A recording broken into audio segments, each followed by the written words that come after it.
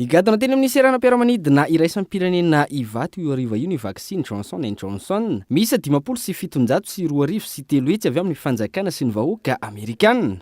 Araka ny fanambarany fanjakana Amerikanina ny anome vaksiny misy 520 tapitrisa ho an'ny Afrika, androany no tonga ny anjarany Madagasikara. Vaksiny izay toy ny fanohanana ny fanjakana Amerikanina ny Madagasikara amin'ny fiatrehana ny valanaretin'ny COVID-19. It's just one example of the partnership. Izay mampiseho ny famafisan'ny fiarah-miasa amin'ny gouvernement Malagasy sy ny fahavolonana iara-iasa vahoaka Malagasy ity fanomezana androany ity. Nandritra ny valanaretina dia miara-miasa akaiky tamin'ny gouvernement Malagasy toy ny mpirahalahy mianala États-Unis hiara ny fahasalamam-bahoaka eto Madagasikara.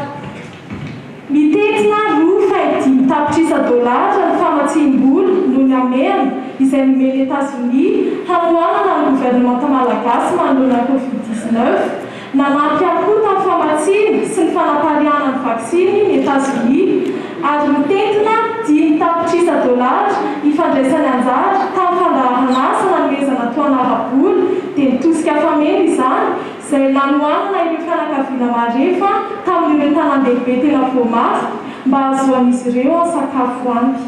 And the most infected areas had enough to eat. Amin'ireto vaksiny 507 sy 3 hetsy ireto, olona misy 320 sy 907 sy 7 alina sy 4 hetsy no heverina fa isitraka izany raha nambarany tompon'andraikitra avy amin'ny ministeran'ny fahasalamana.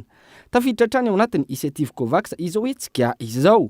Andrasana kosa ny rindran-damina amin'ny fisitrahana izany. Mbola mivory ny komity izay hijery hoe ahoana no iza no isitraka mety eo amin'ny 3 hetsy latsaka kely zany no isitraka ny vaksiny. Ny vaksiny moa zany dia vaksiny à une dose.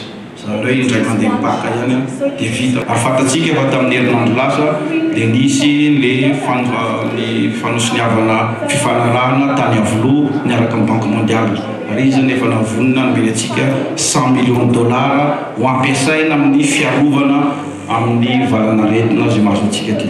Ka mazava ho azy zany fa ho ampiasaina amin'ny fividianana vaksiny ny ampahan'io rehefa vita hoe ny fanomezana. Tonga nitsena ny vaksiny teny ivato tamin'ity androany ity ny talen'ny kabinetra eo anivon'ny fiadinan'ny Repoblika, ny ministry ny raharaham-bahiny, ny sekretera jeneraly ny ministeran'ny fahasalamam-bahoaka ary ny solotena maritry ny UNICEF. Mbola nitaolany ary kosa ny ministry ny fahasalamana antony tsy nahatongavany tamin'ity fotoana ity raha ny fampitambavao voaray. Tanjon'ny fitondram-panjakana Malagasy ny anao vaksiny ny olona 20 taona no mihoatra, izany hoe ny 50,5 isanjaton'ny vahoaka hatramin'ny taona 2020.